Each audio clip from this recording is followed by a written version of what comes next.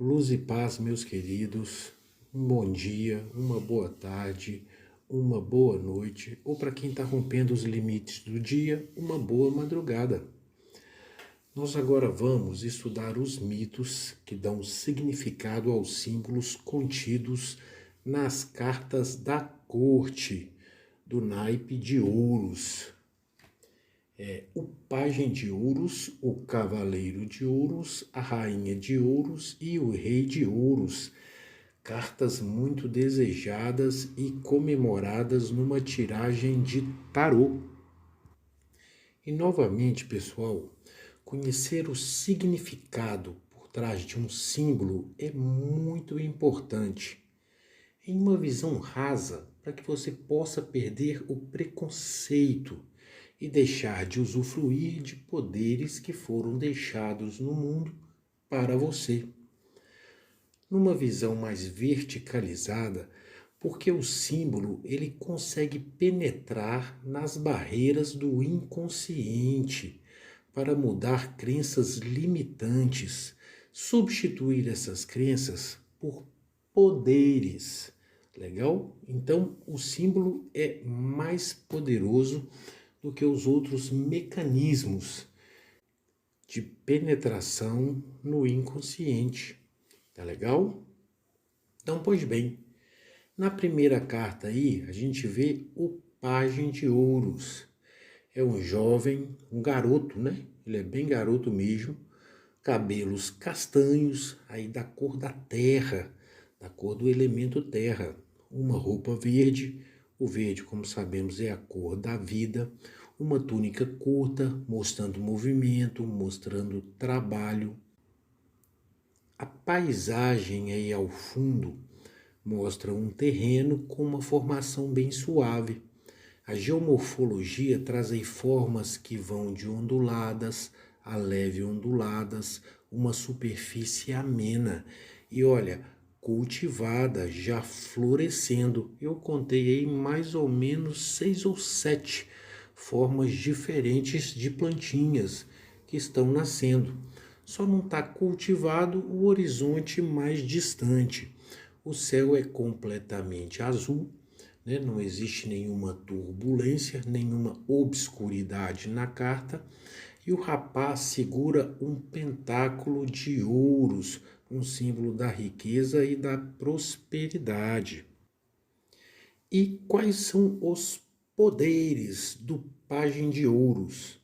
Bom, ele traz o equilíbrio entre as forças elementais e espirituais que mudam a realidade, que permitem mudanças na realidade.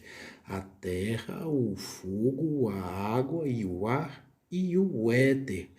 Como dizemos, o pentagrama também tem outro significado, que é Yod, Rei, Skin, Vav, Re, o pentagrama de Salomão, que é Yeshua, Jesus, o Nazareno. Legal? Então, quando a carta sai numa tiragem, ela quer dizer que você já adquiriu esse equilíbrio e está prestes a manifestar as suas mudanças na realidade. Ou adquiriu ou está prestes a adquirir. Raramente, quase nunca, ela está dizendo que você está longe de adquiri-los, não é? Pois bem, as pessoas ficam preocupadas. O equilíbrio entre as forças elementais é algo fantástico? Uma pergunta, né? É algo difícil de se alcançar? Não é, pessoal, não é. Vamos lembrar da palavra. Nas escrituras sagradas, na Torá, na Tanakh, na Bíblia usada pelos cristãos, eu uso a Bíblia do rei King James, buscar a Deus já significa receber galardão.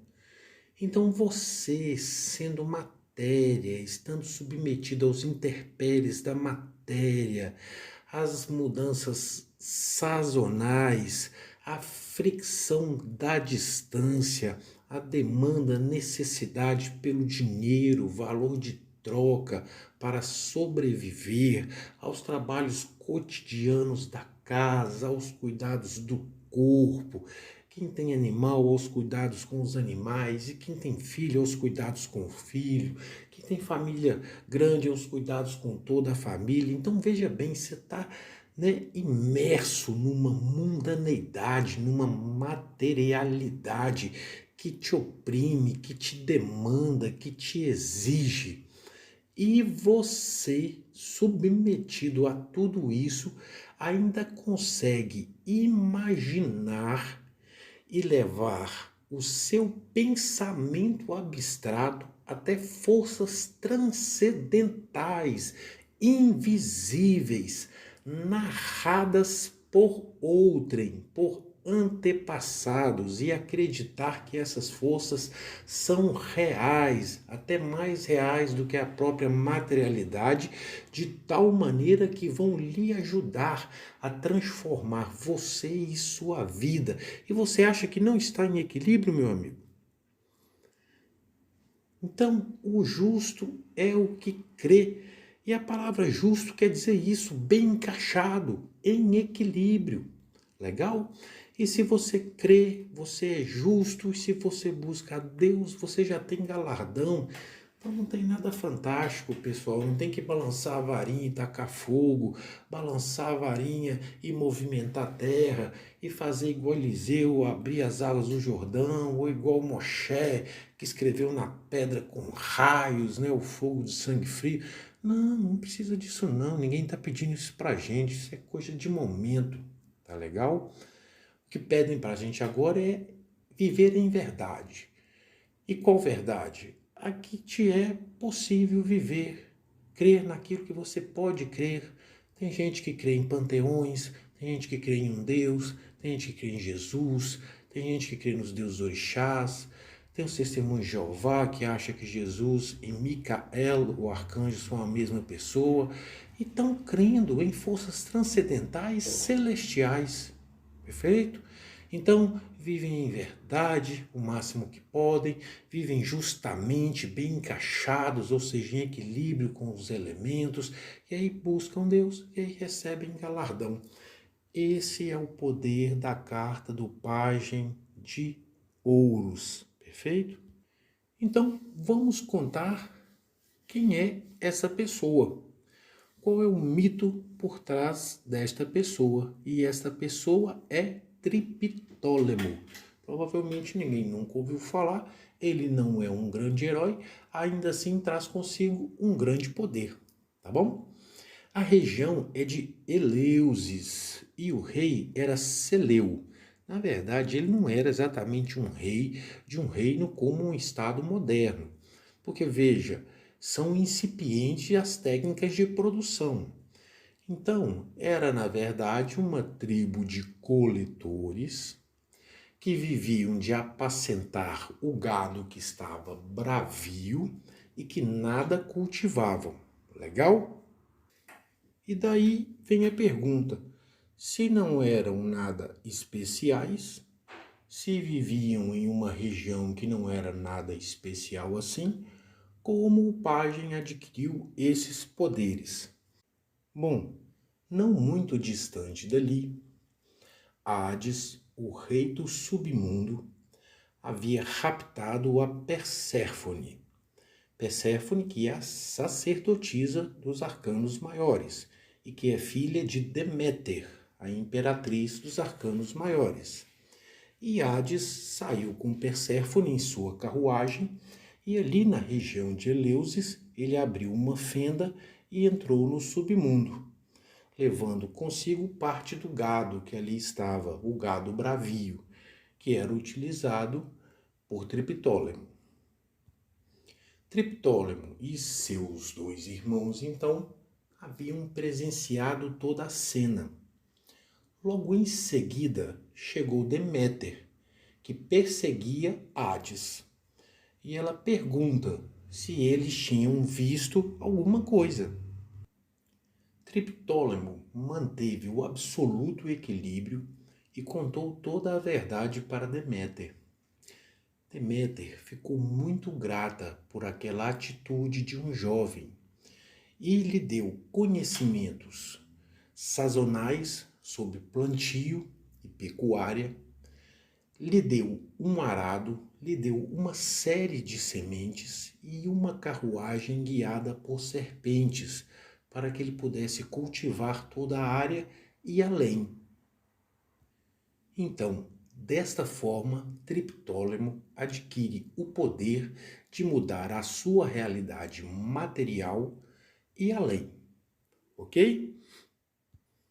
Então, Deméter parte, ela vai para o Olimpo, reivindicar com os deuses. E a gente sabe como é que terminou. Durante o inverno, Perséfone fica com Hades, tanto no hemisfério norte quanto no hemisfério sul. E os outros meses do ano ela fica com Deméter. Então são 6 meses com Hades, 6 meses com Deméter. Perfeito? Então, por mais que o poder de um pajem seja incipiente e imutável, ou seja, inicial, ele não é de nenhuma maneira contido e incapaz. Ele causa grandes e efetivas mudanças, manifestações, alterando a realidade. Tá legal? Pois bem, vamos à carta do cavaleiro. Descrevendo a carta do cavaleiro, a gente vê um homem adulto, bastante jovem também, sentado num cavalo marrom. O cavalo não está em marcha, ele é corpulento, mas não está em marcha, tá vendo?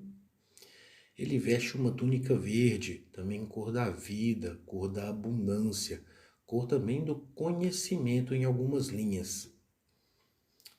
A túnica é curta, mostrando que ele está em movimento, em trabalho. Ele tem um elmo e um peitoral de couro, também sandálias de couro. Numa das mãos, um pentáculo do naipe de ouros e na outra mão, um feixe de trigo. Agora, a paisagem do fundo é muito interessante, porque é uma paisagem alterada, antropizada. Olha para você ver, de um lado e de outro, à esquerda e à direita, plantação de oliveiras. Nas oliveiras, colmeias de abelha, estrategicamente posicionadas, mostrando que foi feita por um homem. Legal? Lá no fundo, ovelhas em uma área separada para pasto. E a gente sabe que a criação de ovelhas, por exemplo, em substituição ao cultivo, foi a base da Revolução Industrial Inglesa, não é isso? A criação de ovelhas gerou tecidos, que tirou a mão de obra do campo para as cidades, na época chamadas de burgos, gerando aí a primeira burguesia, que foi a burguesia inglesa. Alguém pode questionar, e não me importa, o assunto não é isso, foi só para dar uma dica do nível de alteração que está sendo promovido pela paisagem aí da carta, né? O significado desse símbolo. E quais são os poderes desse cavaleiro? Ora, é a versatilidade, uma energia intensa e laboriosa que permite a atuação em diversas frentes. É a riqueza, né? E riqueza traz trabalho, perfeito? Mas não é um trabalho indesejado, não é um trabalho só pela sobrevivência, é um trabalho alegre, um trabalho eudaimônico, um trabalho que se paga, você gosta de fazer aquilo, você faz com prazer, é como se divertisse e quando se cansasse, tirasse um momento para fazer outra coisa. Legal, pessoal? Então, o cavaleiro traz essa energia intensa, essa condição inata do elemento terra de ser firme, forte, resistente, persistente, associado à versatilidade do trabalho, né? À mutabilidade. Ou seja, o poder do cavaleiro é intenso, mas nunca permite a estagnação. A terra é estável, mas não é estagnada. A gente tem que se lembrar dessa diferença, tá legal? Bom, e quem é o personagem? Qual é o mito por trás do personagem? O personagem é Aristeu, o deus guardião dos rebanhos. Nesse momento, ele era um semideus. A região onde a história se passa inicialmente é a Lápitas. E Lápitas tinha um rei chamado Ipseu. E naquela região, a principal atividade econômica era a agropecuária. O rei da Lápitas, Ipseu, também tinha uma filha, e sua filha se chamava Cirene. Pois bem, um dia, Cirene estava cavalgando pelas terras do pai e viu um leão atacando os rebanhos. E ela enfrenta o leão nos gritos, com paus e pedras. E, pasmem, o leão foge. Bom, um Deus observava tudo aquilo atento. Um Deus que tem visão de longa distância. Então a gente já sabe quem é: Apolo, o Deus Sol. E Apolo fica encantado com Cirene. Então ele vai, retira Cirene da região da Lápitas e leva Cirene para a Líbia. E Cirene concebe de Apolo, concebe Aristeu, ok? Depois Apolo ainda monta uma cidade para os dois, a cidade com o mesmo nome da sua amada, Cirene. Então, Cirene se tornou rainha de Cirene e seu filho Aristeu, o semideus da região. Imediatamente após seu nascimento, Aristeu foi entregue a Gaia, a primeira deusa que conteve o caos, aqui onde nós estamos no espaço-tempo. E Gaia alimentou Aristeu com ambrosia, um néctar de imortalidade, que, de acordo com a teogonia, saía do chifre da cabra Amalteia.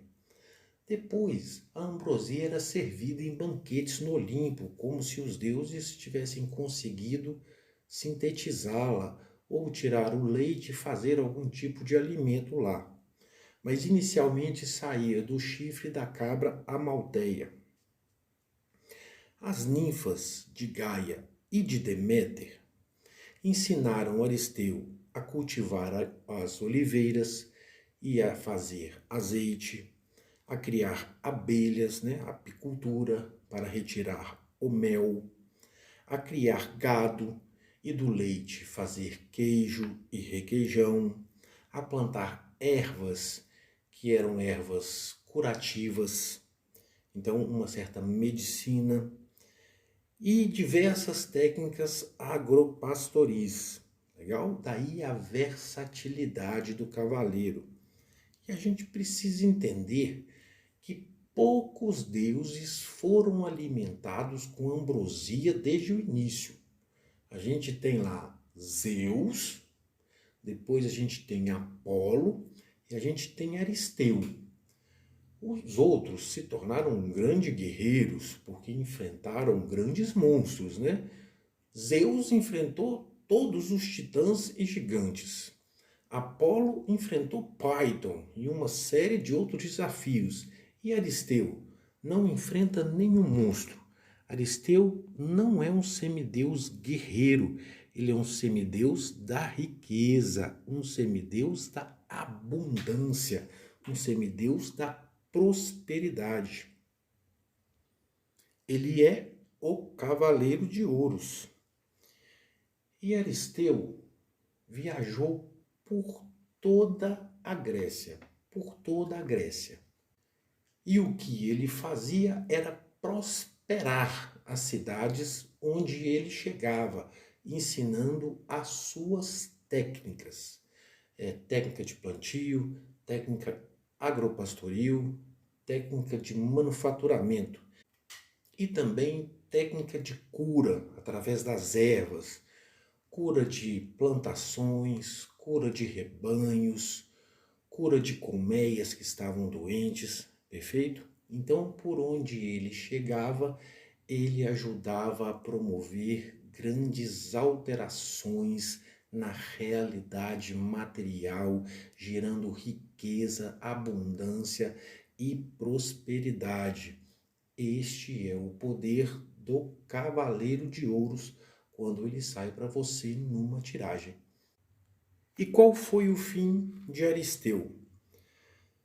Depois que Aristeu foi para Sicília, ele encontrou a Dionísio, o louco do tarô, né? No final do tarô, Dionísio foi ascenso ao Olimpo, ele é o deus da alegria e do prazer. E se alguém despreza isso, infelizmente despreza o melhor da vida, não é? E Dionísio se colocou como mestre de Aristeu por algum tempo e depois o conduziu para o Olimpo, né? Então, no final da história, Aristeu já é um deus olimpiano, o deus da riqueza, da versatilidade, da abundância, o pajem de ouros. Legal, pessoal? Continuando, passemos para a Rainha de Ouros. Eu preciso dizer que, pessoalmente, esta é minha carta preferida. A Rainha de Ouros, para mim, é a tal. Só de bater o olho na carta, a gente já vê uma mulher linda, de cabelos da cor de terra, com uma coroa, bochechas rosadas. Ela usa um vestido também da cor de terra, muito sensual. E numa das mãos ela tem um pentáculo erguido, é na mão direita, como se ela conjurasse, como se ela evocasse os poderes para o microcosmo ao derredor, como se ela invocasse os poderes para dentro dela mesma. Na outra mão ela tem um cacho enorme de uvas. E as uvas, como sabemos, são símbolo de riqueza, de prosperidade e também de eros, de desejo. O trono é dourado, como se fosse feito de ouro. E nos braços do trono, cabeças de touro. Bom, na paisagem ao fundo, a gente consegue ver rebanhos em pastos verdejantes.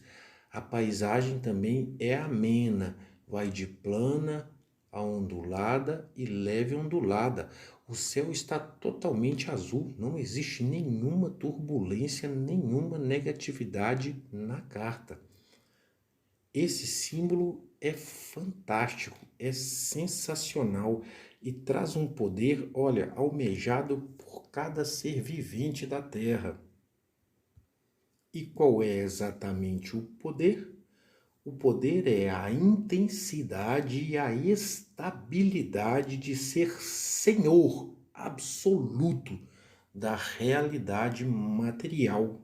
Então, a Rainha de Ouros é intensa, estável, senhora absoluta de qualquer manifestação, de qualquer alteração na sua realidade material. E além de tudo, é muito sensual.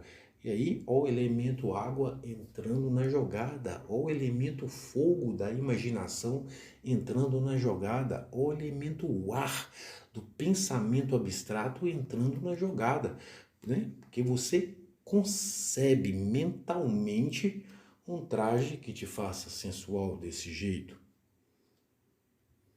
Perfeito? Então, quem é essa personagem tão impressionante e incrível? Ela é Omphale, Omphale. E o próprio nome quer dizer umbigo. Olha a referência ao chakra umbilical. Omphale consegue transmutar a sua energia sexual para qualquer outra área da vida, para qualquer outro chakra, para poder facilitar as suas alterações na realidade, conforme lhe provém, conforme lhe é conveniente, conforme ela deseja, conforme ela concebe, conforme lhe é favorável. Não é legal? Bom, Omphale é rainha da Lídia e ela tinha um esposo, um rei, que era Tímulo, mas Tímulo faleceu em batalha. Omphale assumiu o trono, por isso os touros aí nos braços. Ela não quis se casar, ela não se sentiu fragilizada, ela é senhora da realidade material e ela disse: eu administro o reino da Lídia. E a Lídia era um grande reino. Então ela tinha que cuidar da economia, ela tinha que cuidar da diplomacia, ela tinha que cuidar do exército, ela tinha que cuidar da logística, ela tinha que cuidar da agricultura e pecuária, ela tinha que manter seguras suas fronteiras e expandir à medida do possível. Então, uma série de afazeres. Olha para você ver que ela carrega em si a versatilidade do cavaleiro de ouros. Só que nela, mais estável, ela já é rainha, ela é senhora de um reino que ela controla absolutamente, sobre o qual ela é senhora absoluta. Só isso já bastaria o símbolo. Já bastaria conhecer só essa parte da história para que esse símbolo fosse almejado pelo seu inconsciente, para que você desejasse o poder contido nesse símbolo. Mas Omphale não para por aí. Ela também ajuda a treinar o maior de todos os heróis da mitologia, o próprio Heracles, que em Roma era chamado de Hércules, e esse nome significa glória de Hera. Então não venha falar de machismo no tarô, porque Hércules foi lapidado por dois femininos, Hera, a rainha dos deuses, e Omphale, a rainha do naipe de ouros. Perfeito? Bom, e qual foi a história? A gente sabe que Heracles era filho de Zeus com Alquimena, que era princesa de Argos. Hera não gostava nem um pouco de Heracles, por causa do adultério de Zeus. Então Hera fazia de tudo para destruir Heracles, mas tudo o que Hera fazia não destruía Heracles, antes o tornava mais poderoso. Era como uma lapidação da alma para que Heracles pudesse chegar até onde chegou e ser o maior de todos os heróis da Grécia e um grande deus antigo. Sucede que, em um determinado momento, Heracles, enfeitiçado, perde a sanidade. Ele mata a esposa e os próprios filhos. E ele sai bestializado pelo mundo e assassina algumas pessoas em conflito. Uma delas era filho de um rei. E o rei roga aos deuses exigindo justiça. Então o mago Hermes pega Heracles e o aprisiona e o vende como escravo. E o lucro dessa venda ele daria ao rei para compensar a morte do seu filho. Acontece que quem compra Heracles é Omphale, ninguém mais quis comprar. Imagina um troglodita forte pra caramba, mas absolutamente bestializado, nem falava direito, grunhia, unhas maltratadas, pele maltratada, cabelo maltratado, parecendo um monstro. E ainda diziam, é filho de Zeus, imagina a força. E Omphale já tinha todo aquele trabalho de administrar a Lídia. E quando ela bate o olho em Heracles, ela não vê o trabalho que ela ia ter. Ela fala, puxa vida, Héracles vai ampliar os meus domínios ao infinito. E quando ele estiver melhor, vai realizar todos os meus desejos. Afinal, ele é Héracles, filho de Zeus. Olha para você ver como Omphale era sensacional, pessoal. Então ela pega Héracles, ela compra Héracles, ela cuida de Héracles, até que Héracles recuperasse a sanidade, né? Ficasse novamente educado, civilizado, ainda mais instruído e, é claro, se tornasse para ela um grande amante, porque eles têm um filho. E Héracles ajudou a Omphale a combater os inimigos da Lídia. Então ninguém mais atacava a Lídia porque sabia que a Lídia estava sob a proteção de Héracles. Então a Lídia conseguiu mais estabilidade. Mas quem mais ganhou com isso foi Héracles. Perfeito? Héracles e Omphale ainda participaram da caçada ao javali da Calidônia, que foi planejada por Atalanta, a rainha do naipe de espadas.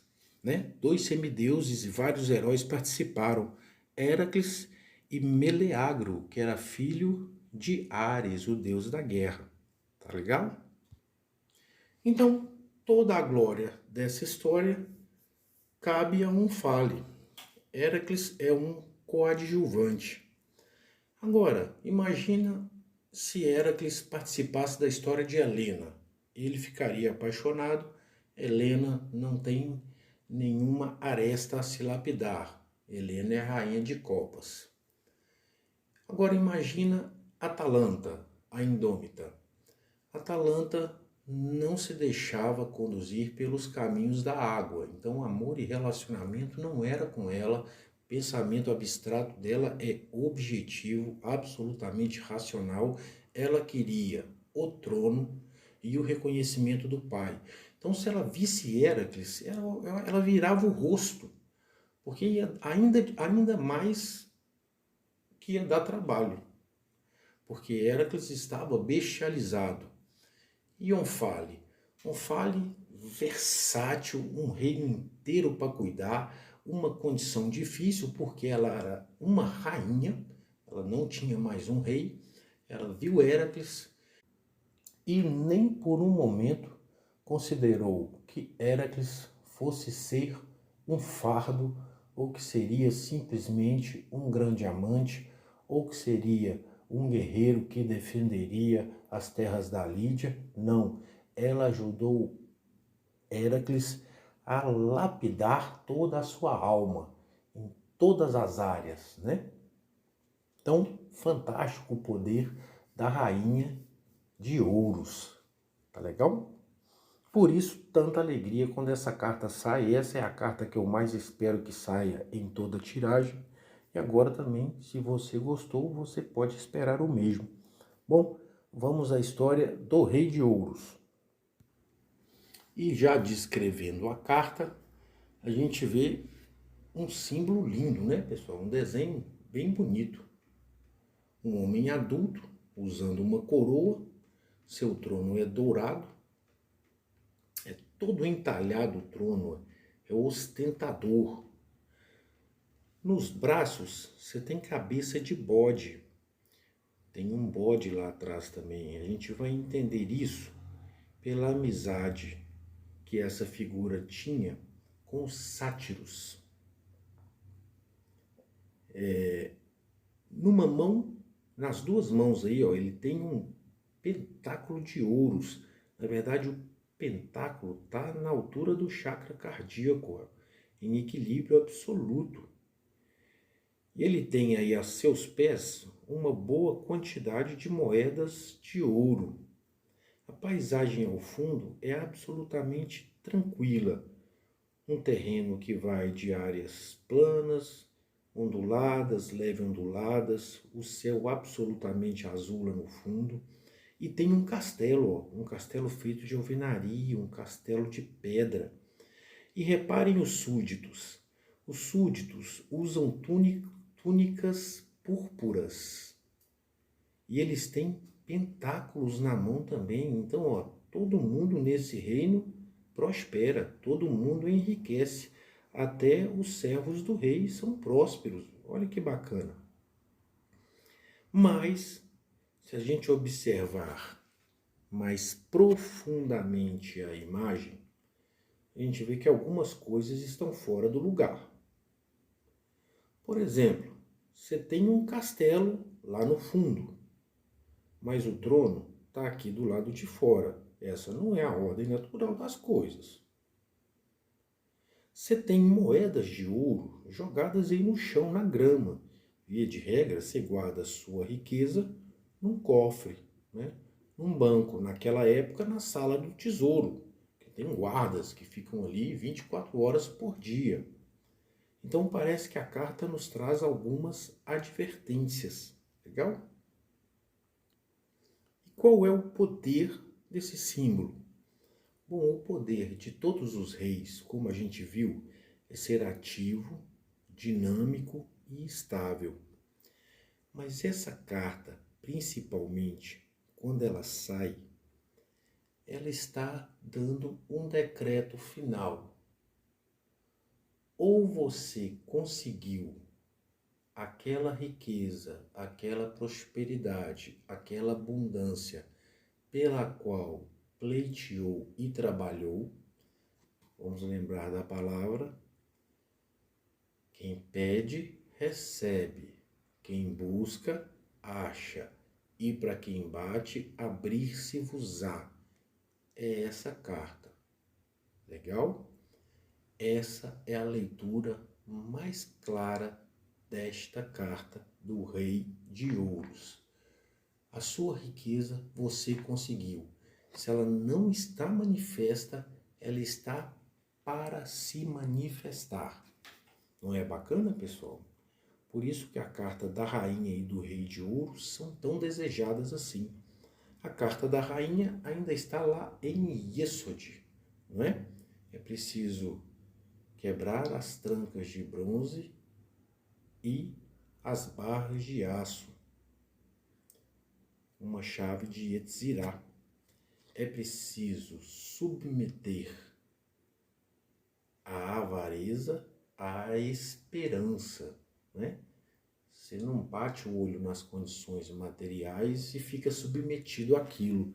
Você tem esperança, você vê além, você vê possibilidades, você acredita no belo, porque a lua recebe a luz do sol. Então a lua recebe a luz do belo. Legal? O fundamento. Mas essa carta aqui já está em Malhut, então é manifestação.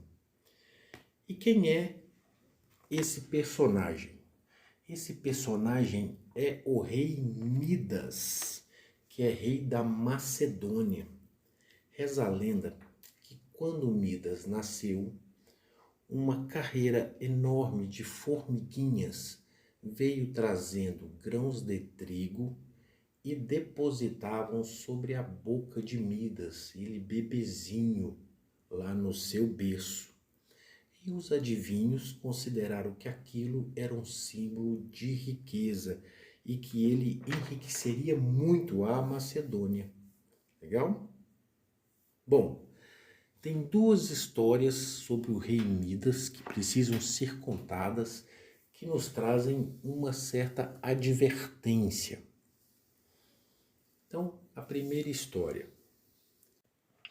Havia, lá na Macedônia, um sátiro. E o sátiro é a figura do diabo do tarô.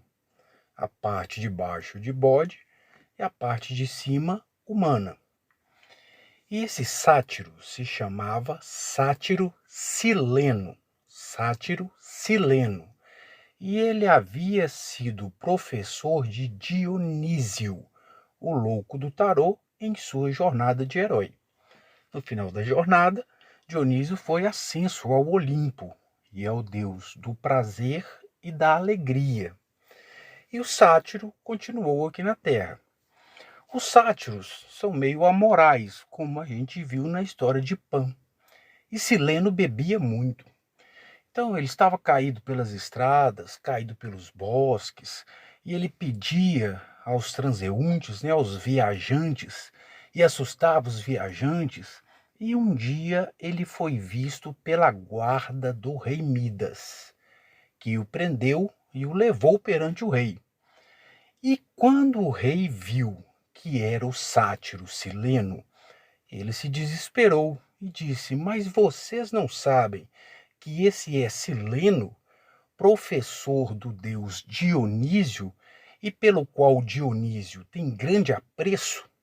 Deem banho nele, lhe deem vestes, preparem um banquete, uma festança, agradem-no como puderem. Então fizeram uma festa para o sátiro Sileno.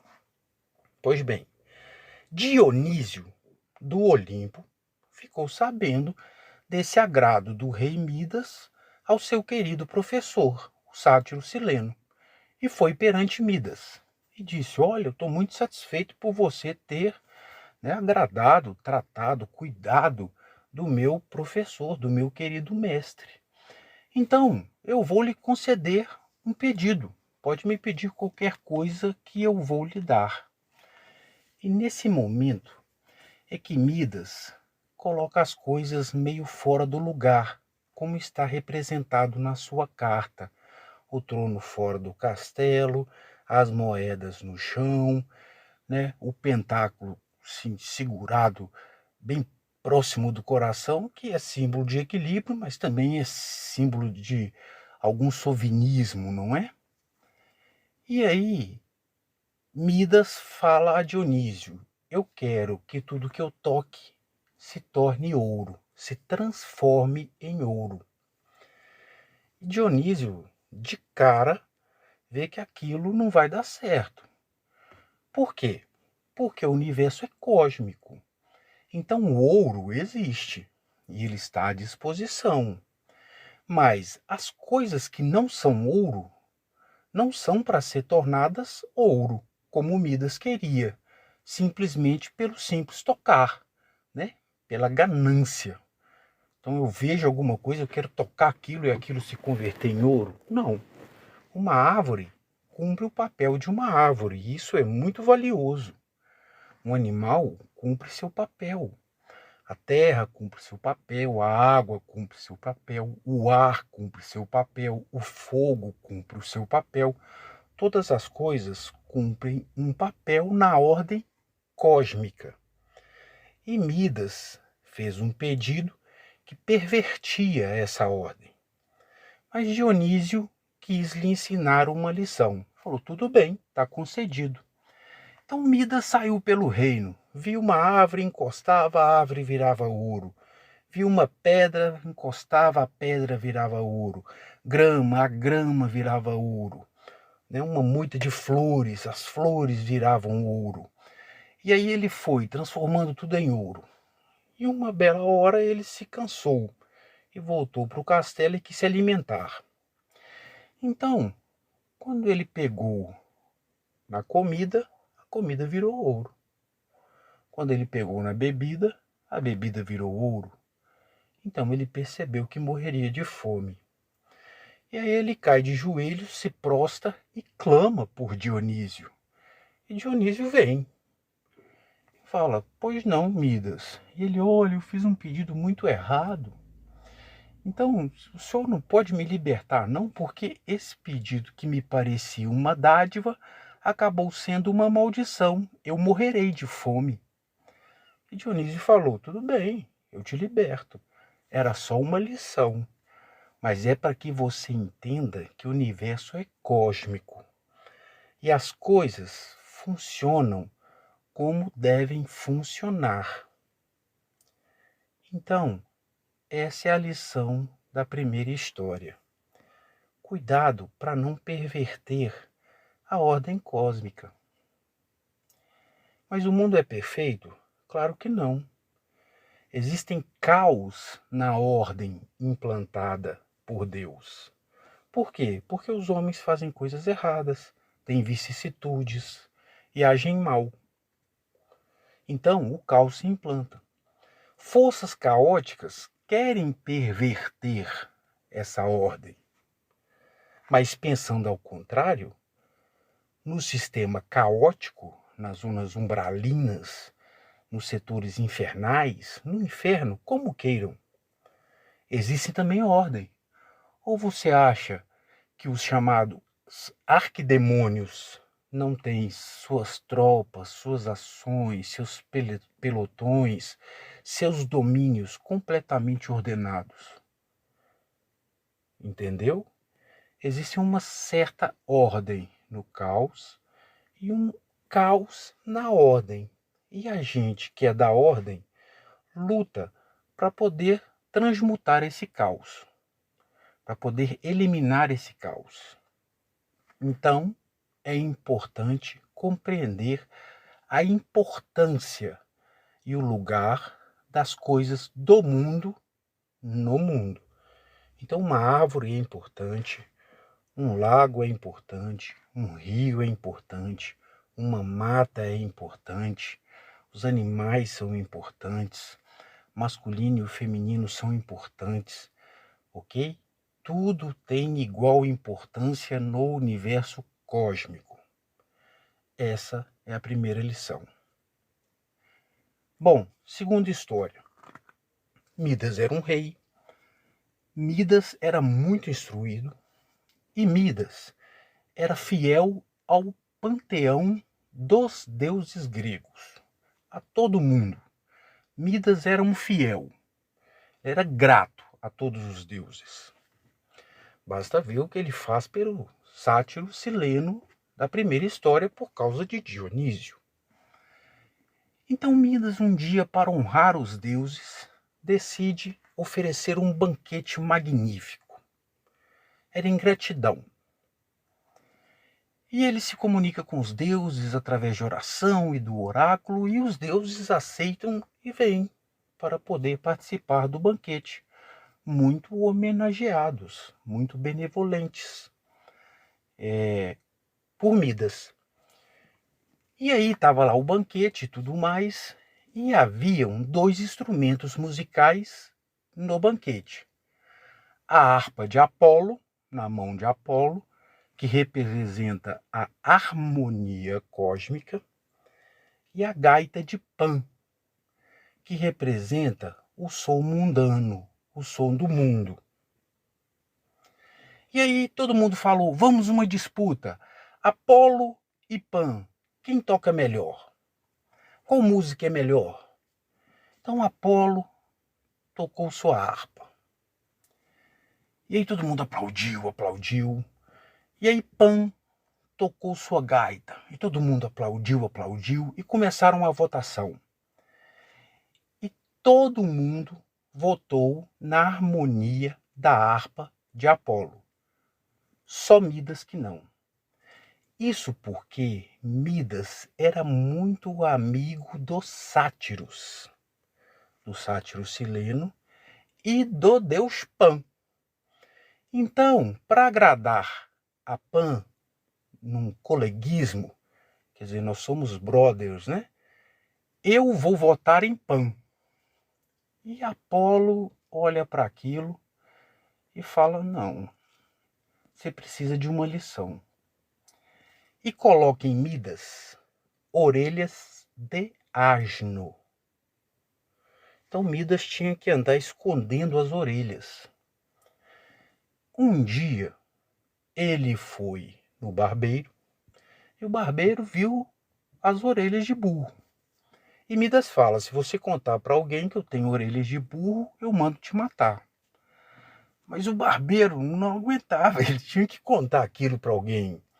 É uma alegoria, não é? Então, desesperado em contar, ele cava um buraco no chão, grita, Midas tem orelha de burro, Midas tem orelha de burro, e tampa o buraco. Mas quando passam as estações, o buraco se destampa e a notícia se espalha. E o que essa história quer dizer? Que novamente Midas, em toda a sua riqueza, tinha problemas em entender a harmonia cósmica. O universo é cósmico. o universo é ordenado. Então ele funciona como tem que funcionar. E Midas tinha a dificuldade de compreender o lugar das coisas no todo. Então ele tinha dificuldade de compreender a ordem harmônica do universo. Entenderam? Em magia, em religião, na nossa fé, a gente também tem que compreender certas coisas. E a gente tem que compreender da seguinte maneira: por que o que eu desejo não se manifesta? Por que o que eu estou pedindo para Deus não é atendido? Por que tal situação me sucede? Esses são os procedimentos da alquimia da alma que colocam a gente em harmonia com o universo cósmico, para que a nossa prosperidade não nos sirva de um decreto de morte, como foi a Midas, ou nos sirva como um decreto de escárnio, como foi a Midas. Tudo porque ele não compreendia, não se dedicava a compreender a ordem cósmica, como as coisas funcionam. Então, conhecimento é poder, pessoal.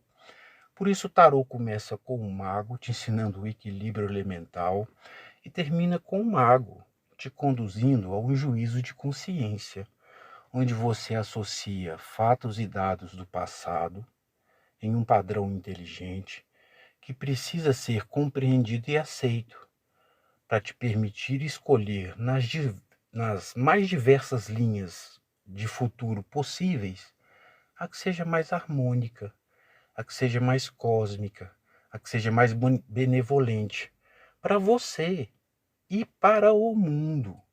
É participar do fluxo cósmico, beleza?